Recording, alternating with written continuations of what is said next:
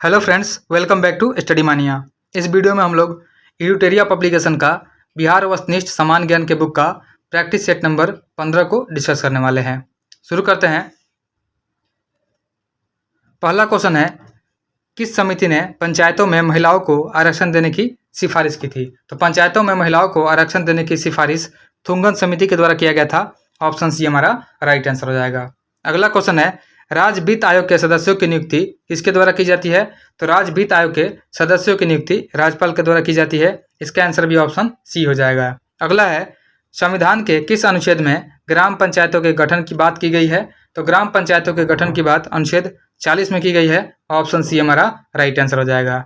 Next है, अगला question है, क्वेश्चन नंबर 4 है कि राज्य के महाधिवक्ता हेतु आवश्यक अर्हताएं हैं। यह हो जाएगा, वह भारत का नागरिक होना चाहिए, कम से कम 10 वर्ष तक न्यायिक पद धारण किया होना चाहिए और किसी उच्च न्यायालय में अधिवक्ता के रूप में कार्य कर चुका होना चाहिए। सभी जो हो जाएगा ये महाधिवक्ता हेतु अर्हता हो जाएगा।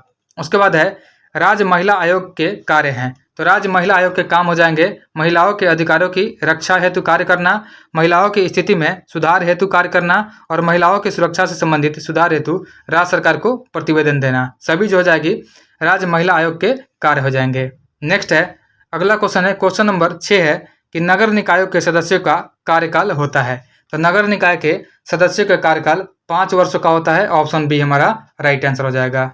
अगला क्वेश्चन है, बिहार में प्रमंडल तथा अनुमंडल की संख्या क्रमशः है। तो बिहार में प्रमंडल की संख्या जो है 9 है और अनुमंडल का 101 है। ऑप्शन बी हमारा राइट आंसर हो जाएगा। नेक्स्ट है, विधानसभा का विशेष सत्र बुलाने की शक्ति किसमें निहित होती है? तो विधानसभा का विशेष सत्र बुलाने की शक्ति जो होती है यह होती है राज्यपाल के पास होती है। ऑप्शन ए हमारा राइट आंसर हो जाएगा। अगला क्वेश्चन है, क्वेश्चन नंबर 9 है, संवैधानिक प्रावधानों के अनुसार विधान परिषद में सदस्यों की न्यूनतम संख्या कितना होना अनिवार्य है? तो यह 40 होना अनिवार्य है। याद रखेंगे कि संवैधानिक प्रावधानों के अनुसार जो है विधान परिषद में सदस्यों की न्यूनतम संख्या कम से कम 40 होनी चाहिए।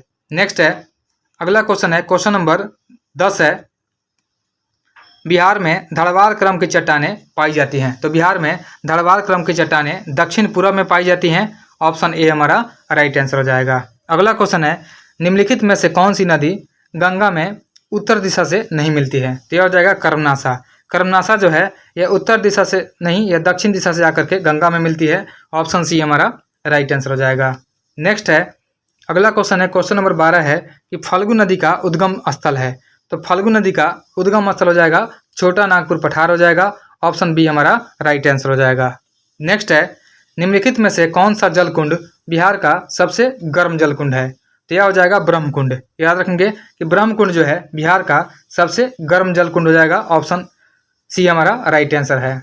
नेक्स्ट है, बिहार राज्य आपदा प्रबंधन प्राधिकरण BSDA की स्थापना किस वर्ष की गई थी? तो बिहार राज्य आपदा प्रबंधन प्राधिकरण की स्थापना की गई थी। यह की गई थी 2007 ईस्वी में। ऑप्शन सी हमारा राइट आंसर हो जाएगा। अगला क्वेश्चन है कि बिहार में कितने भूकंपीय क्षेत्र पाए जाते हैं? तो बिहार में 3 भूकंपीय क्षेत्र पाए जाते हैं। ऑप्शन सी हमारा राइट आंसर हो जाएगा।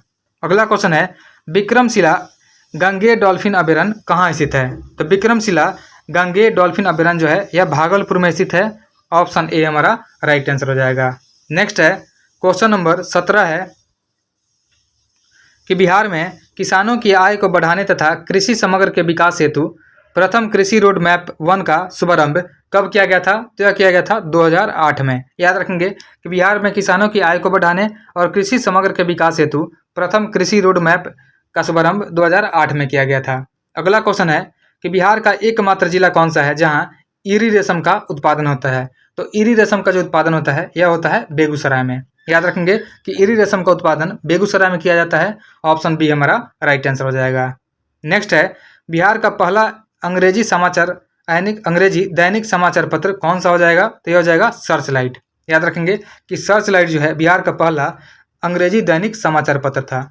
नेक्स्ट है, अगला क्वेश्चन है कि महान स्वतंत्रता सेनानी जयप्रकाश नारायण को किस वर्ष भारत के सर्वोच्च नागरिक सम्मान भारत रत्न से सम्मानित किया गया था? तो उन्हें 1999 में भारत रत्न प्रदान किया गया था। ऑप्शन सी हमारा राइट आंसर हो जाएगा। अगला क्वेश्चन है, क्वेश्चन नंबर 21 है कि 2011 के जनगणना के अनुसार बिहार में नगरीकृत जनसंख्या प्रतिशत कितना है? तो 2011 के जनगणना के अनुसार जो है बिहार में नगरीकृत जनसंख्या का परसेंटेज 11.3% है। ऑप्शन बी राइट आंसर है। अगला है बिहार के अधिकतम जनसंख्या घनत्व वाले जिलों का सही क्रम है। तो सबसे डेंसिटी जो है यह हो जाएगा, सबसे पहले शिवहर हो जाएगा, उसके बाद पटना हो जाएगा और फिर उसके बाद दरभंगा हो जाएगा। यहाँ पे जनसंख्या घनत्व पूछा गया है, तो सबसे ज़्यादा शिवहर में है, फिर पटना में है और फिर दरभंगा में है। ऑप्शन ए हमारा राइट आंसर है। नेक्स्ट है, अगला क्वेश्चन है कि गन्ने के गुड़ उत्पादन को उद्योग को दर्जा देने वाला देश का पहला राज्य कौन है? तो यह हो जाएगा बिहार। याद रखेंगे कि गन्ने से गुड़ उत्पादन को उद्योग का दर्जा देने वाला देश का पहला राज्य बिहार हो जाएगा। नेक्स्ट है, अगला क्वेश्चन है, क्वेश्चन नंबर 24 है कि संविधान के किस अनुच्छेद के तहत बिहार में द्विसदनात्मक विधानमंडल की व्यवस्था की गई है? तो यह की गई है अनुच्छेद 168 के अकॉर्डिंग। याद रखेंगे कि अनुच्छेद 168 के अकॉर्डिंग जो है बिहार में द्विसदनीय विधानमंडल की व्यवस्था की गई है। ऑप्शन सी हमारा राइट आंसर हो जाएगा। अगला क्वेश्चन है, बिहार में विद्युत रेल इंजन कारखाना स्थित है। तो बिहार में विद्युत इंजन रेल कारखाना जो है यह मधेपुरा में स्थित है। ऑप्शन ए हमारा राइट आंसर हो जाएगा। नेक्स्ट है, 1857 के विद्रोह के समय पटना का कमिश्नर कौन था? तो 1857 के जब विद्रोह हुआ था उस समय पटना का कमिश्नर विलियम टेलर था। नेक्स्ट है, क्वेश्चन नंबर 27 है कि पटना में लगान परिषद का गठन कब किया गया? तो पटना में लगान परिषद का गठन 1770 ईस्वी में किया गया था। नेक्स्ट है, बिरसा मुंडा को कब सोते हुए पकड़ा गया था? तो बिरसा मुंडा को 3 फरवरी 1900 ईस्वी को सोते हुए पकड़ा गया था। ऑप्शन बी हमारा राइट आंसर हो जाएगा। अगला क्वेश्चन है, 1908 में बिहार प्रादेशिक सम्मेलन में पृथक बिहार प्रांत के गठन का प्रस्ताव किसने रखा था? तो यह रखा गया था मोहम्मद फखरुद्दीन के द्वारा। याद रखेंगे कि 1908 में बिहार प्रादेशिक सम्मेलन में पृथक बिहार प्रांत के गठन का प्रस्ताव मोहम्मद फखरुद्दीन के द्वारा रखा गया था। ऑप्शन सी हमारा राइट आंसर हो जाएगा। नेक्स्ट है, अगला क्वेश्चन है, बिहार में प्रथम बालिका विद्यालय की स्थापना किसने की थी? तो बिहार में प्रथम बालिका विद्यालय की स्थापना की गई थी श्रीमती अधोर कामिनी देवी के द्वारा। ऑप्शन ए हमारा राइट आंसर हो जाएगा। नेक्स्ट है, बिहार के उस क्रांतिकारी का नाम बताएं जिसने सितंबर 1928 के हिंदुस्तान सोशलिस्ट रिपब्लिकन आर्मी की बैठक में हिस्सा लिया था। तो ये हो जाएंगे फणीश्वर नाथ रेणु। याद रखेंगे कि फणीश्वर नाथ रेणु जो है इन्होंने सितंबर 1928 में हिंदुस्तान सोशलिस्ट रिपब्लिकन आर्मी की बैठक में हिस्सा लिया था। नेक्स्ट है, अगला क्वेश्चन है, क्वेश्चन नंबर 32 है कि पटना का अंतिम बहावी नेता कौन था? तो पटना का अंतिम बहावी नेता अहमदुल्ला थे। ऑप्शन बी हमारा राइट आंसर हो जाएगा। अगला क्वेश्चन है, नमक सत्याग्रह के समय श्री कृष्ण सिंह को कहाँ से गिरफ्तार किया गया था? तो नमक सत्याग्रह जब हुआ था तो श्री कृष्ण सिंह को बेगूसराय से गिरफ्तार किया गया था। ऑप्शन बी हमारा राइट आंसर है। अगला क्वेश्चन है कि पटना में अखिल भारतीय महिला सम्मेलन का आयोजन कब किया गया था? तो पटना में अखिल भारतीय महिला सम्मेलन का आयोजन किया गया था 1929 में किया गया था। ऑप्शन ए हमारा राइट आंसर हो जाएगा। नेक्स्ट है, अगला क्वेश्चन है, क्वेश्चन नंबर 35 है कि असहयोग आंदोलन के दौरान प्रिंस ऑफ वेल्स का पटना आगमन कब हुआ था? तो असहयोग आंदोलन के दौरान जो है प्रिंस ऑफ वेल्स का पटना में आगमन 22 दिसंबर 1921 को हुआ था। ऑप्शन सी हमारा राइट आंसर हो जाएगा। अगला है, बिहार प्रांतीय प्रोविंशियल किसान सभा के प्रथम अध्यक्ष थे। तो बिहार प्रांतीय प्रोविंशियल किसान सभा के यह अध्यक्ष थे स्वामी सहजानंद। अगला क्वेश्चन है कि बिहार में पहला कांग्रेसी मंत्रिमंडल का गठन कब हुआ था? तो बिहार में पहला कांग्रेसी मंत्रिमंडल का गठन किया गया था और यह किया गया था 20 जुलाई 1937 को। ऑप्शन सी हमारा राइट आंसर हो जाएगा। नेक्स्ट है, क्वेश्चन नंबर 38 है कि जयप्रकाश नारायण किस आंदोलन से संबंधित थे? तो जयप्रकाश नारायण जो है यह संबंधित थे भारत छोड़ो आंदोलन से। याद रखेंगे जयप्रकाश नारायण भारत छोड़ो आंदोलन से संबंधित है। ऑप्शन बी हमारा राइट आंसर हो जाएगा। अगला क्वेश्चन है, किस सिख गुरु ने सर्वप्रथम बिहार का भ्रमण किया था? तो सबसे पहले बिहार का भ्रमण गुरु नानक देव ने किया था। ऑप्शन बी हमारा राइट आंसर है। अगला क्वेश्चन है, नालंदा विश्वविद्यालय में किस विदेशी यात्री ने अध्ययन नहीं किया था? तो यह हो जाएगा इब्न बतूता। याद रखेंगे कि इब्न बतूता जो है यह नालंदा विश्वविद्यालय में अध्ययन नहीं किया था। बाकी जो धर्म स्वामीन, ईर्त सिंह और फाहियान यह नालंदा विश्वविद्यालय में अध्ययन किए हुए थे। नेक्स्ट है, क्वेश्चन नंबर 41 है कि बिहार का शासक मलिक इब्राहिम या मलिक बयां किस वंश से संबंधित था? तो मलिक बयां जो है यह तुगलक वंश से संबंधित था। ऑप्शन सी हमारा राइट आंसर हो जाएगा। अगला क्वेश्चन है कि मगध के किस पूर्ववर्ती गुप्त शासक ने अश्वमेध यज्ञ का आयोजन किया था? तो अश्वमेध यज्ञ का आयोजन किया गया था, यह किया गया था आदित्य सेन के द्वारा। याद रखेंगे, मगध के आदित्य सेन जो थे शासक थे, ये परवर्ती गुप्त शासक थे, इन्होंने अश्वमेध यज्ञ का आयोजन किया था।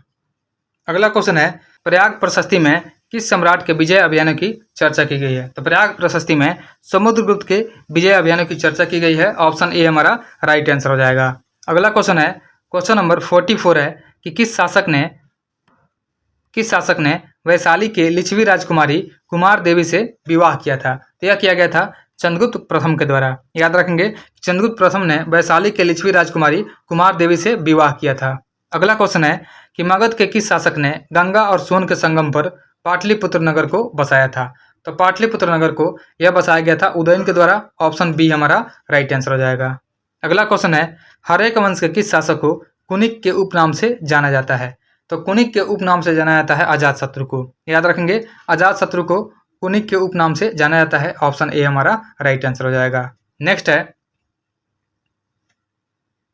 क्वेश्चन नंबर 47 है, बिहार से प्राप्त होने वाले अशोक के स्तंभ लेख नहीं है। तो बिहार से प्राप्त होने वाले अशोक के स्तंभ लेख यह हो जाएगा रुक्मिणीदेही, यह नहीं होगा। बाकी जो है लौरिया आर्यराज और लौरिया नंदनगढ़। लौरिया आर्यराज जो है यह पूर्वी चंपारण में है, लौरिया नंदनगढ़ यह पश्चिमी चंपारण में है, और रामपुरवा जो है यह भी पश्चिमी चंपारण में है।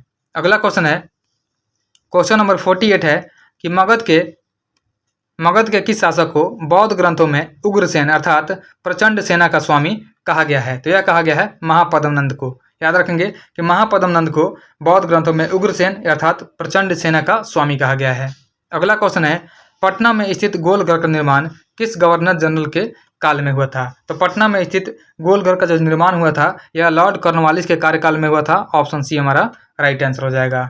नेक्स्ट है, अगला क्वेश्चन है 50 नंबर कि तिरहुत के वैनवार वंश के किस शासक की छत्र छाया में प्रसिद्ध कवि विद्यापति ने अपने काव्य की रचना की थी? तो यह किया गया था शिव सिंह। याद रखेंगे कि तिरहुत के वैनवार वंश के शासक थे शिव सिंह, इन्हीं की छत्र छाया में प्रसिद्ध कवि विद्यापति ने अपने काव्य की रचना की थी। ऑप्शन बी हमारा राइट आंसर हो जाएगा।